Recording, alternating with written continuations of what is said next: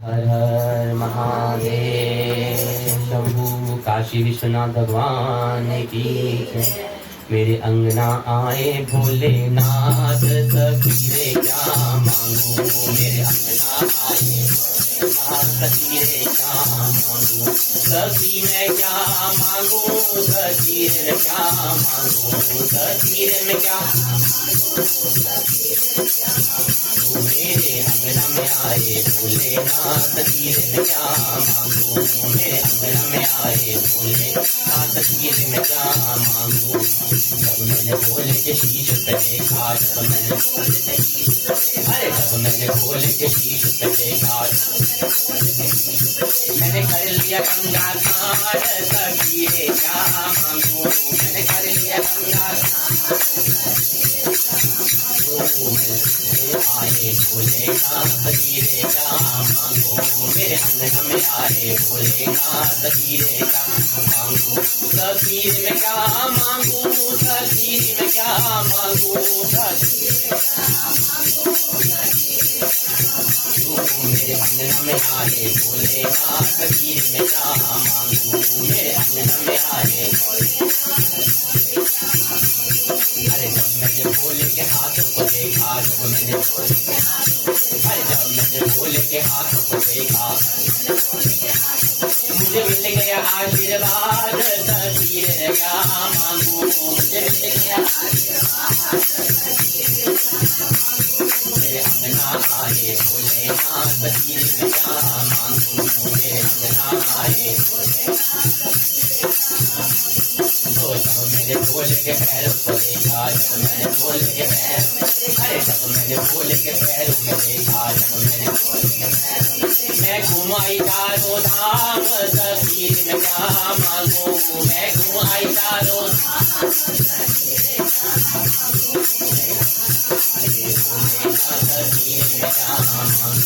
मेरे अंगना आए भोलेनाथ सखी रे मैं क्या मांगू। सखी रे मैं क्या मांगू, सखी रे मैं क्या मांगू, सखी मेरे अंगना आए भोलेनाथ सखी रे क्या मांगू। मेरे अंगना में आए भोले जब मैंने भोले के मुखड़े को देखा, जब मैंने भोले के मुखड़े जब मैंने भोले के मुखड़े को देखा, जब मैंने भोले के मुखड़े मैं हो गई भव से पार सखी रे मैं क्या मांगू। मैं हो गई मांगू। मेरे अंगना आए भोलेनाथ सखी रे क्या मांगू। मेरे अंगना आए भोलेनाथ सखी रे मैं क्या मांगू। मेरे अंगना आए भोलेनाथ सखी रे मैं क्या मांगू। सखी रे मैं क्या मांगू, सखी रे मैं क्या मांगू, सखी रे मेरे अंगना आए भोलेनाथ सखी रे क्या मांगू। मेरे अंगना आए भोलेनाथ सखी रे मैं क्या मांगू। नदिया आए भोलेनाथ सखी रे क्या मांगू। भोलेनाथ सखी रे क्या मांगू। हर हर महादेव। बोले काशी विश्वनाथ भगवान की जय। कथा को आगे बढ़ाते हुए भगवान भोलेनाथ सनत कुमार जी से द्वितीय तिथि के दिन जो शुभ व्रत होता है, जिसको औदुंबर कहा जाता है, उस व्रत को करने की विधि का वर्णन कर रहे थे। और उस जो यह व्रत होता है समस्त पापों को नाश करने वाला होता है। तब उन्हें जैसे उस विधि का बताया और अंत कहते हैं कि हमें 33 फलों की जो ढेरी लगानी चाहिए, 11 फल ब्राह्मण को, 11 फल देवताओं पर अर्पण करके 11 फल खुद ग्रहण कर लेने चाहिए।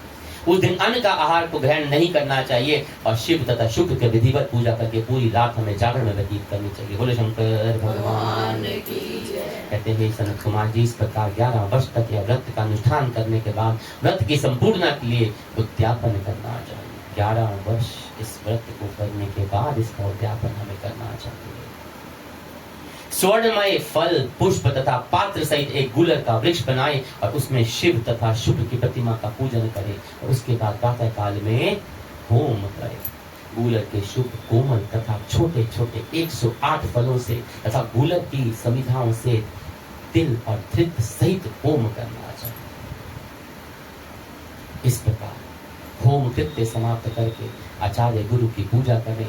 उसके बाद सामर्थ्य अनुसार, ध्यान रखिएगा, बार बार हर जगह पे कहता है सामर्थ्य अनुसार 100, अन्यथा अगर 100 ब्राह्मणों को भोजन कराना चाहिए, अगर उसकी भी आपकी हैसियत ना हो तो 10 ब्राह्मणों को भोजन अवश्य कराना चाहिए। बोले शंकर भगवान की जय।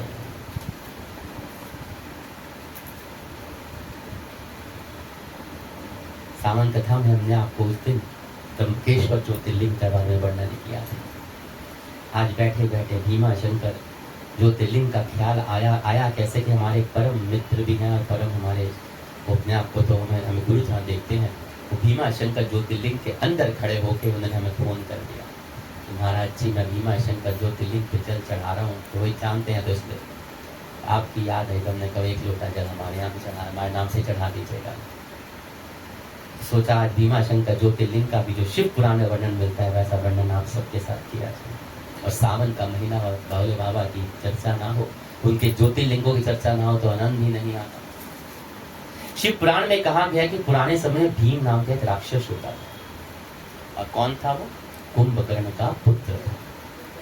परंतु उसका जन्म ठीक उसके पिता की मृत्यु के बाद हुआ। पिता की मृत्यु भगवान राम के हाथों से होने की घटना कि उसको जानकारी नहीं थी। समय बीतता गया, थोड़ा बड़ा होता गया, जैसे जैसे बड़ा हो गया उसकी माता से उसे जानकारी प्राप्त हुई कि वह जो भगवान श्री राम है विष्णु स्वरूप थे, उनके द्वारा मेरे पिता की मृत्यु हुई, तो वो श्री राम का वध करने के लिए आतुर हो गया। अपने उद्देश्य को पूर्ण करने के लिए उसने अनेक वर्षों तक कठोर तपस्या की। राक्षसों में एक चीज तो बहुत बढ़िया होती थी, तपस्या बड़ी जबरदस्त करते थे, एकाग्रता। राक्षसों जैसे प्रवृत्ति सब में तामसी कहते हैं, तो उसमें एक ही चीज सीखे थे, कितनी एकाग्रता करो कि आपके अंदर बस तपस्या के लिए आनंद हो जाए। मैं यही सीखना चाहिए, बाकी गुण मत लेना। कहते उनकी तपस्या से प्रसन्न होकर ब्रह्मा जी ने उसे विजयी होने का वरदान दे दिया। हमारे ब्रह्मा जी तो वरदान देने में सर्वश्रेष्ठ माने जाते हैं। वरदान देने के बाद वो राक्षस निर्कुंश हो गए, काबू नहीं होता ना। मनुष्यों के साथ साथ देवी देवताओं को भी बहुत भयभीत करने लग गया। धीरे धीरे उसके आतंक की चर्चा होने लग गई। युद्ध में सभी देवताओं को उसने परास्त करना आरंभ कर दिया। जहां जाता मृत्यु का तांडव मचा देता था। उसने सभी और पूजा पाठ बंद करवाने शुरू करवा दिए। अत्यंत परेशान होकर जब देवी देवता हार गए तो शरण एक ही दिखती है, हर हर महादेव। कहते हैं सब परेशान होकर देवादिदेव भगवान शिव की शरण में चले गए। भगवान शिव ने आश्वासन दिया, हमारे भोलेनाथ तो बोलेंगे, जरा सी बात करी जाती कि जाइए अपाय निकालेंगे, आप निश्चिंत होकर जाइए, कुछ करते हैं। कहते हैं भगवान शिव ने वहाँ पे उस भीमा नाम के राक्षस को, उसका नाम भीमा था, उसको नष्ट कर दिया। और सभी देवताओं के आग्रह करने पर उसी स्थान पर वो ज्योतिर्लिंग के रूप में विराजमान हो गए। बोले भीमा शंकर महादेव की जय। तब उन्होंने उनकी प्रार्थना स्वीकार करी और वहीं पे भीमा शंकर ज्योतिर्लिंग के रूप में वे आज भी विराजमान है। और उनका नाम भी भीमा शंकर पड़ा। भीमा नाम के राक्षस का वध करने के बाद उसमें बोले शंकर भगवान की जय। कल परसों एक चर्चा हो रही थी,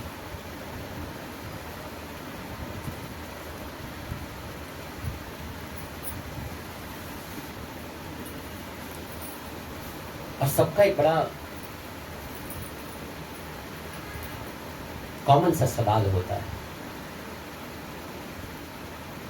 नींद।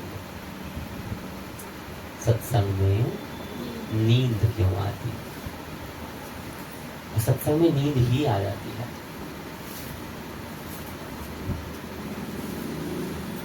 एक कथा सुनाते हैं, छोटी सी, बड़ी लाइव कथा, मतलब सच्चाई है। और साथ ही फिर आपको कुछ और ही बता दो। अब उस कथा से पहले एक छोटा सा प्रश्न आप सकते हैं। दुनिया में आप जितने बैठे हो यहाँ पे सब नोट गिनते हो? ज्यादा भी गिनते होगे, कभी कभी कम भी गिनते होगे, गड्डियां भी गिनते होगे। उस वक्त नींद आती है? माता के मुंह पे हंसी है, कितनी बड़ी आई है। पिक्चर देखने जाओ, नींद आती है? नहीं आती। देखो नोट गिनते कभी नींद नहीं आती, इसलिए मैंने नोट बोला, पिक्चर नहीं बोला। पिक्चर तो बहुत लोग कई बार सो भी जाते हैं, कई लोग सोने ही जाते हैं सिनेमा हॉल में कि ठंडी हवा मिलेगी और आराम से सो जाओ। हाँ देखो,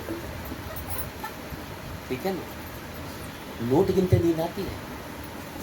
नहीं आती। कभी किसी को पैसे उधार दिए हैं? दिए होंगे कभी जिंदगी थोड़े बहुत तो, रिश्तेदारों को, दोस्तों को, बेटियों को, जवाइयों को, तियान नुआनु, आजकल नुआनु भी उधार चल रहा है, बेटों को भी उधार चल रहा था। नोट गिनते हो देते हुए पहले कितनी बार? कम से कम 2 या 3 बार। कहीं एक के साथ चिपक ना गया हो कोई दूसरा, कहीं एक से 2 ना महाराज बन जाए, काश, है ना, चिपक ना जाए, फालतू ना चला जाए गलती से। गिनते हो ना? नींद आती है ना? कभी नहीं। अब उधार पैसे वापस भी आते होंगे, गिन के लेते हो? कितनी बार गिनते हो? 3-4 बार आराम से। विश्वास नहीं होता कहीं कम ना हो, क्योंकि वापस आ रहा है ना। देवी ज्यादा धंधा करती है, मेरे को लगता है लोग उधार करते हैं। और जब वापस आते हैं तो गिनते हो ना? नींद आती है? सवाल ही नहीं उठता। आपके कमरे तो क्या, घर से भी 10 किलो दूध ले आती होगी नींद उस टाइम तो। खबरदार आ गई तो कहीं एक नोट भगवान कम हो जाए, फालतू आ जाए बस इसमें। जानते क्यों नहीं आती? मैं कह रहा हूँ देवी यही काम करती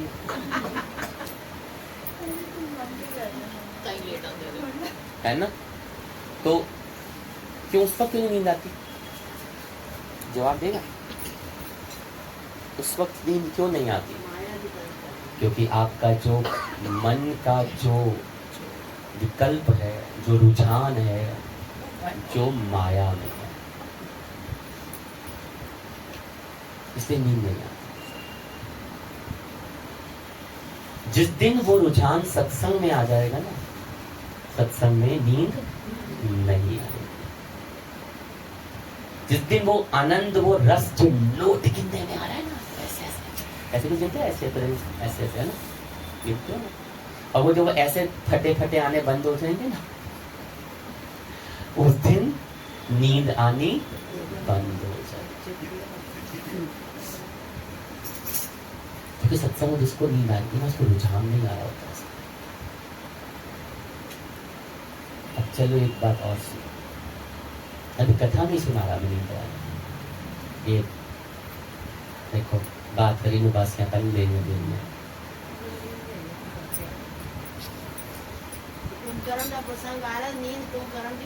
बिल्कुल पहले। और राम का वरदान मिला हुआ उसको राम से।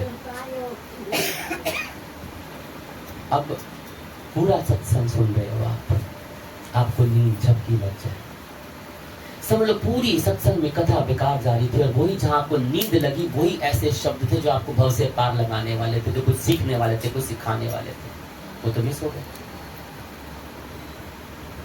सही बात है ना? परसों बहुत सो रही थी तुम दिन में, इकट्ठे साथ साथ बैठ के बराबर। अब सोचो कि जहां पे अमृत कलश की बूंदें टपक रही थी वही तो मिस कर दी आपने।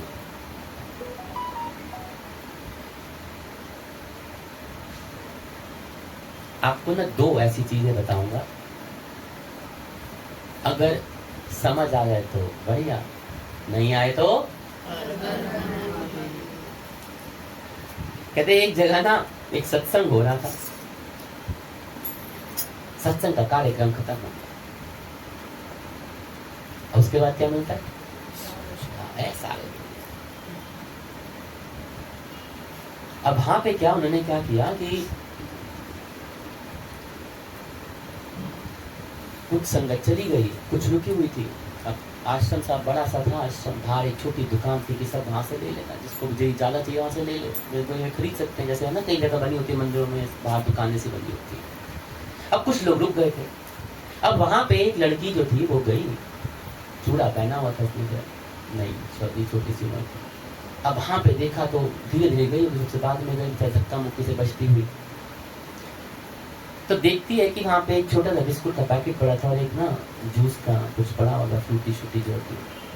अब उसको इशारा करके पूछ रही कि ये कितने का है। उससे पूछा इशारे से, इसकी कीमत बता दो। अब वो दुकानदार को इतना समझ नहीं आया। उसका पति दूर खड़ा हुआ था, उसने दूर से उसको बुला लिया, माता को कथा पता माइक दे दो। लेकिन कथा पता होने के बाद भी पढ़ते सारे हैं, सुनते सारे। क्या तो सारी कथाओं ना सब लोगों ने ज्यादातर लिख दी है। इसके बाद एक कथा और सुनाने वाला।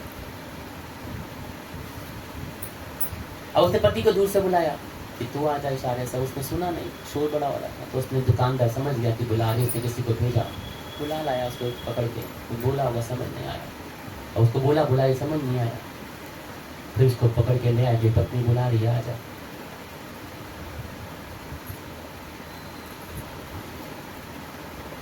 अब जब पत्नी ने पति को देखा, इशारे से मुस्कुरा के उसने कुछ इशारा किया, इशारे में बात किया, इशारे से उसने बताया सब है। तो दुकानदार देख रहा है, इशारों में बात चल रही है। उसको थोड़ी देर बाद समझ आया कि ये दोनों बोल नहीं सकते, सुन नहीं सकते, ना बोल सकते हैं ना सुन सकते हैं। थोड़ी देर बाद दुकानदार ने उनके इशारे बड़े ध्यानपूर्वक समझे और देखा कि कितने अच्छी तरह से एक दूसरे को अपनी बात को समझा रहे थे।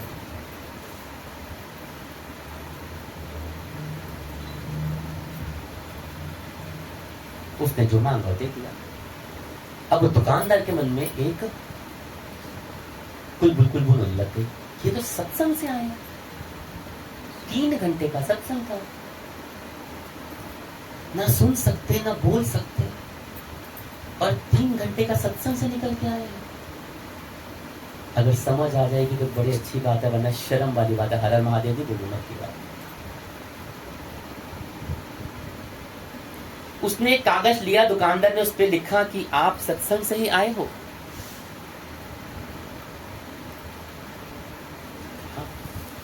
उन्होंने, अब उसके पति ने लिखा आप भी सत्संग में थे। उन्होंने कहा मैं गया था लेकिन पूरा सत्संग नहीं सुना, सिर्फ 20-25 मिनट का ही सत्संग सुन सका, फिर मैं दुकान पे आ गया था। उन्होंने कहा क्यों? कहते नींद आ जाती है, इसलिए मैं बैठ नहीं पाया, ध्यान दुकान में था, नींद आ जा रही थी, तो मैं दुकान पे आके बैठ गया।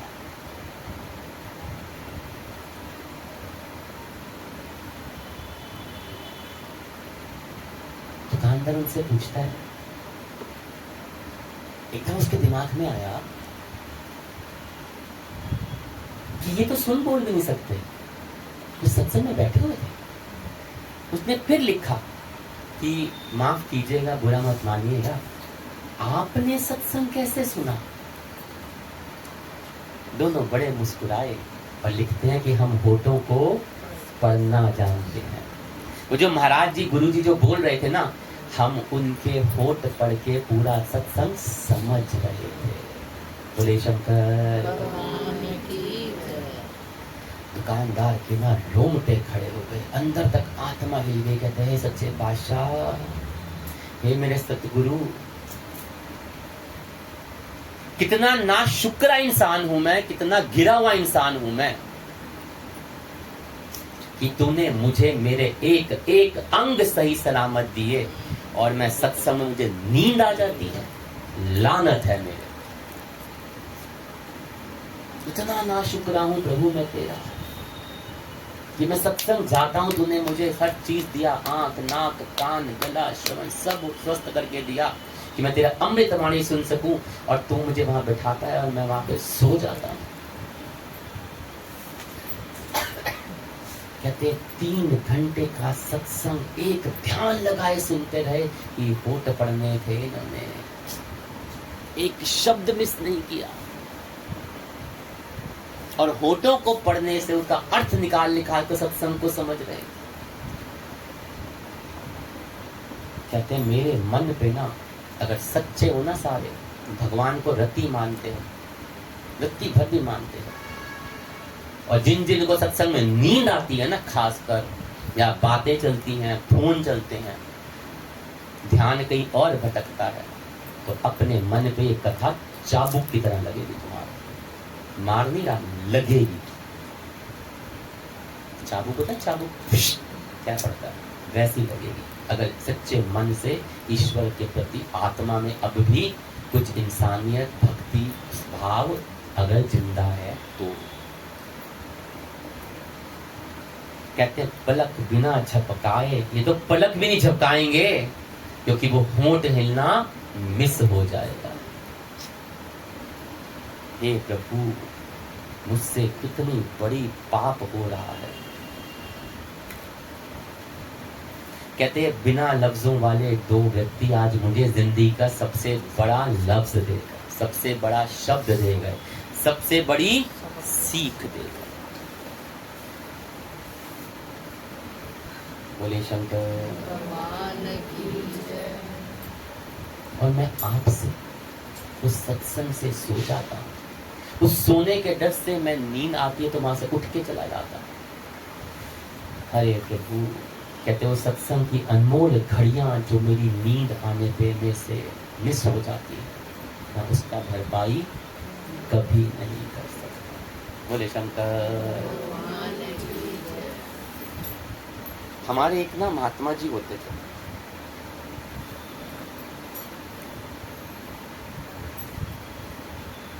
वो कहते थे, चले पहले आप इनके साथ बीती एक कथा सुनाता हूँ। किसी सत्संग में गए, मंच पे थे, हम सभी होते हैं, अब मंच पे कलश भी रखे होते हैं, तो कथाएं होती हैं तो देखते हैं कलश होते हैं। वैसे तो जब भी कथा रखी जाए तो सब जो आते हैं कलश भर के लाने चाहिए, शुभ माना जाता है। इस बारे में तो क्या बोलना किसी को। तो वो बैठे हुए थे, कच्ची मिट्टी थी, गांव देहात में हो रहा था, वहीं पे लगाया हुआ था, कथा चल रही थी, मंच आसीन हो रहे थे सर, मंच मतलब वहीं पर गद्दियां आसन लगे हुए थे। अब निकलते बढ़ते किसी का पैर लगा और एक कलश लुढ़क, किसने देखा भी नहीं, बहुत से कलश थे। अब वो जो महाराज जी बैठे हुए थे ना, वो कलश का पानी जहाँ पे कच्ची मिट्टी थी ऐसे ही हो गया, थोड़ा नीचे ऊंची होगी, तो वहाँ उस तरफ ज़्यादा चला गया। अब गया तो मिट्टी तो सोख लेती है पानी, लेकिन उस तरफ सारा कलश का पानी गया, इसका ध्यान भी नहीं गया। अब इतने देर कथा चल रही थी, वो महाराज जी मस्त होकर मगन होकर कथा सुन रहे हैं। कलश का पानी तो मिट्टी ने सोख लिया, गीली हो गई। सर्दियों के दिन थे, महीनों में दिसंबर या जनवरी का महीना, हमें अच्छी तरह याद। 3 घंटे की कथा, 3 घंटे की कथा, और एक कलश जब गिरा था तो कथा की शुरुआत के आधे घंटे के अंदर गिर गया। 2.5 घंटे की कथा, कथा समाप्त हुई, महाराज जी खड़े हुए तो गीले, पता ही नहीं चला था, गीले तो कपड़े, पानी मिट्टी। अरे ये क्या हुआ, ये क्या? देखा तो जमीन, देखा तो कलश उठा हुआ, पानी बह गया सारा उसमें। जब आश्रम आ गए, अंदर बैठे हुए थे सब, तो ऐसे बताए जो बड़े महाराज जी थे उनको, महाराज जी मुस्कुरा दिए, कहते कथा सुनने का आज असली व्यक्ति वही होता है जो इतना मग्न हो जाए कि उसे ठंड या गर्मी का एहसास ही ना, उसे किसी दर्द का, किसी चीज का एहसास ही ना हो, वो कथा सुनना कहा जाता है उसे। कहते आप कथा सुनने का आनंद ही सुने, ये कभी कभी उधर, कभी ऊपर, कभी नीचे, कभी टंगा से दिया, कभी उधर से। कभी देखा हमें आकर आंख खोले, और कहते हैं कथा करने का भी इसमें आनंद है, जो उसमें मग्न हो जाए, उसे पता ही नहीं मैं कैसे बैठा हूँ, दर्द है नहीं है। किसी कथा वाचक कभी एक जहाँ बैठ जाएगा, दोबारा टांग खोलते नहीं देखा, चाहे 2.5 घंटे हो चाहे 3 घंटे हो, तुम लोग तो पैर ऊपर नीचे ऐसे बैठते हैं। ये कथा बैठने का तरीके देखो, ऊपर से मुस्कुराते हैं। नींद क्यों आती है? क्योंकि हम बैठते हैं, कथा सुन, ऐसे ढोल लगाएंगे दीवार के साथ, जैसे माता बैठी हुई थी देवी अभी चौकड़ी टांगे खोल ऐसे बैठोगे, बिस्तर बैठे हो क्या? ये देखो लाइट पैर ये सामने उधर बस भगवान की रोशनी जा रही है। ये तो तीनों बैठते हैं, दिन रात बीच में कथा चलाते हैं, तो ये दूसरी वाली मतलब मैं तो फिर लेट जाना चाहिए मुझे तो। देखो पीछे ढोल भी नहीं है, दीवार में भी 2 फुट का फर्क है, 1.5 फुट का। कहते कथा सुनने और कथा वाचने का आनंद उसी में है कि जहाँ बैठ गए, पता भी नहीं चले कि कहाँ बैठे हो। आनंद आए उठ के, चाहे पानी बह जाए ना तो उठ के बैठे रहो, देखा जाएगा। आपको गीले होने का एहसास भी नहीं, उसमें आनंद है। कितने मग्न हो गए उस कथा में, वो कथा सुनिए इसलिए। देवियां टंगा चौड़ियां करके बंदियां ने, दीवारा ना ढोल लगा के बंदी ने, जगह ढूंढेंगे पूरे आराम मिल जाए कथा सुनने का। पैर पसंदने चाहिए बस हमारे, बस निकलता है गद्दे रजाई भी ले जाए कथाओं में तो वो खाए हमारे गोडों में दर्द है, नीचे भी बैठ सकते।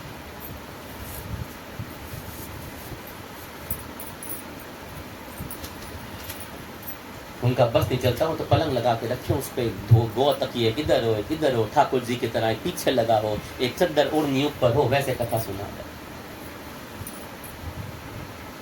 तो इस तरह तभी आती है नींद। हम तो नींद को बुलावा देते हैं, बड़े आराम दे कथा सुनिए, सीधी हो कमर आराम से। हाँ मेरे को बोले सारे सीधी करेंगे अब तो। एक आसन लगा के बैठ जाओ तो उसमें हिलना नहीं बिल्कुल, और ध्यान सिर्फ कथा में हो। और एक बार करके देखना, जब तुम्हारा ध्यान पूरी कथा में हो जाएगा ना तुम्हें टांगे दुखेंगी, ना कमर दुखेगी, ना सिर दुखेगा, ना हाथ दुखेंगे, ना पैर दुखेंगे, ना प्यास लगेगी। बिना बोले प्यास लगती है लोगों को। बेचारा 2.5 घंटे 3 घंटे स्टेज पे बैठा होता है ना, पानी की बोतल नहीं मांगता।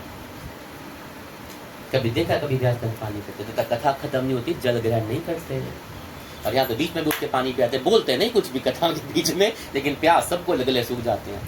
हर हर महादेव। तो देवी लेटने की तैयारी हो रही है, तो गद्या देखो सीधे बैठे, ऐसी नींद आती है। फिर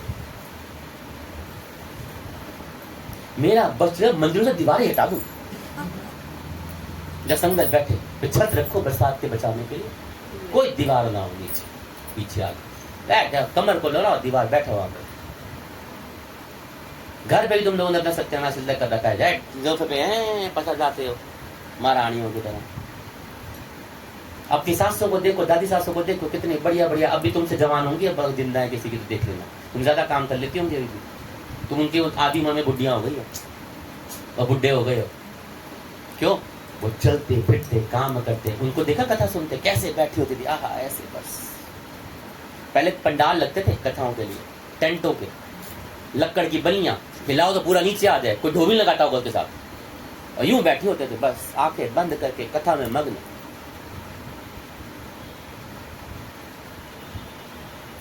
बड़े लोगों का मुंह बन गया होगा शायद, अंदर अंदर कसोट रहे होंगे मुझे, कहाँ भले ले गए सावन कथा सुना रहे थे, जबकि आनी थी कहाँ सुना दिया।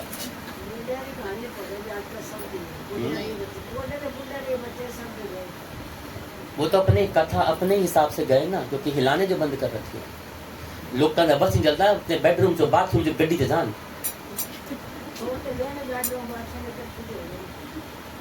बोली हर हर महादेव। कथा को आगे बढ़ाते हुए जो द्वितीय दिन की कथा का वर्णन, व्रत अनुष्ठान का वर्णन किया, तो भोलेनाथ जी बड़े प्रेम से कहते हैं कि हे वत्स, इस प्रकार व्रत किए जाने पर जो फल प्राप्त होता है, अब उसके बारे में सुनिए। कहते हैं ना, बड़ी वो आनंदमय है कि दर पे खड़ी हूँ पतंग बन के, तेरे दर पे खड़ी हूँ पतंग बन के, ओ आओ भोले बाबा तुम डोर बन के, ओ आओ भोले, तेरे दर पे खड़ी हूँ पतंग बन के तेरे दर पे खड़ी हूँ पतंग। अरे आओ भोले बाबा तुम डोर बन के, आओ भोले बाबा तेरे दर पे खड़ी हूँ पतंग बन के। ओ आओ भोले बाबा तुम डोर बन के, आओ भोले बाबा। इस प्रकार सत्य फल का वर्णन है कि भोले बाबा कहते हैं कि जिस प्रकार गुलर का वृक्ष बहुत जंतु युक्त फलों वाला होता है, उसी प्रकार व्रतकर्ता के भी अनेक पुत्रों वाला होता है। जो ये व्रत को करता है, इस व्रत को, उसके अनेक पुत्र होते हैं, उसका वंश बहुत वृद्धि होती है और उसके वंश की वृद्धि बहुत ज्यादा होती है। कभी वंश निपुता नहीं होता। इस व्रत को करने वाला स्वर्णमय पुष्पों से युक्त वृक्ष की भांति लक्ष्मीप्रद हो जाता है। जैसे एक पेड़ सोने के फूलों से खिला हो, वैसी उसके घर में लक्ष्मी का वास होता है। हे सनत कुमार, आज तक मैंने किसी को भी यह व्रत के बारे में नहीं बताया, पर आपके समक्ष आपका प्रेम, आपका भावना, आपका भक्ति, ये देख के इस गोपनीय व्रत को भी मैंने आपके समक्ष कहा है। इसके विषय में कभी संशय मत करिएगा और संशय करना चाहिए भी नहीं, और भक्ति पूर्वक इस व्रत का आचरण करना चाहिए। हर हर महादेव शंभु, वो तेरे दर पे खड़ी हूँ पतंग बन के तेरे। ओ आओ भोले बाबा तुम डोर बन के, आओ भोले बाबा कोई जल लाया बाबा, कोई जल लाया बाबा, कोई दूध लाया बाबा, कोई जल लाया बाबा, कोई दूध लाया। वो तुमको नहलाएंगे मल मल के, तुमको नहलाएंगे मल मल के। आओ भोले बाबा तुम डोर बन के, आओ भोले बाबा तुम डोर बन के। वो तेरे दर पे खड़ी है पतंग बन के, तेरे दर पे खड़ी हो। आओ भोले बाबा तुम डोर बन के, आओ भोले बाबा तुम डोर बन के। कोई फूल लाया बाबा, कोई बेल लाया बाबा, कोई फूल लाया बाबा, कोई बेल लाया। वो तुमको चढ़ाएंगे सब मिल के, तुमको चढ़ाएंगे सब मिल के। वो तुमको चढ़ाएंगे सब मिल के, तुमको चढ़ाएंगे सब मिल के। आओ भोले बाबा तुम डोर बन के, आओ भोले बाबा तुम डोर बन के। कोई भांग लाया, कोई धतूरा लाया, कोई भांग लाया, कोई धतूरा लाया। वो तुमको पिलाएंगे घोट घोट के, तुमको पिलाएंगे घोट घोट के। आओ भोले बाबा, अरे आओ भोले बाबा तुम डोर बन के, अरे आओ भोले बाबा तुम डोर बन के। तेरे दर पे खड़े हैं पतंग बन के, तेरे दर पे खड़े हैं पतंग बन के। अरे आओ भोले बाबा तुम डोर बन के, आओ भोले बाबा तुम डोर बन के। अरे कोई फल लाया, कोई मेवा लाया, कोई फल लाया, कोई मेवा लाया। ओ कोई फल लाया, कोई मेवा लाया, कोई फल लाया, कोई मेवा लाया। ओ भोग लगाएंगे सब मिल के, भोग लगाएंगे सब मिल के। आओ भोले बाबा, अरे आओ भोले बाबा तुम डोर बन के। तेरे दर पे खड़े हैं पतंग बन के, ओ आओ भोले बाबा तुम डोर बन के, आओ भोले बाबा तुम डोर बन के। अरे कोई ढोलक लाया, कोई डंडा लाया, कोई ढोलक लाया, कोई डंडा लाया। ओ बेटे भजन गाएंगे हम मिल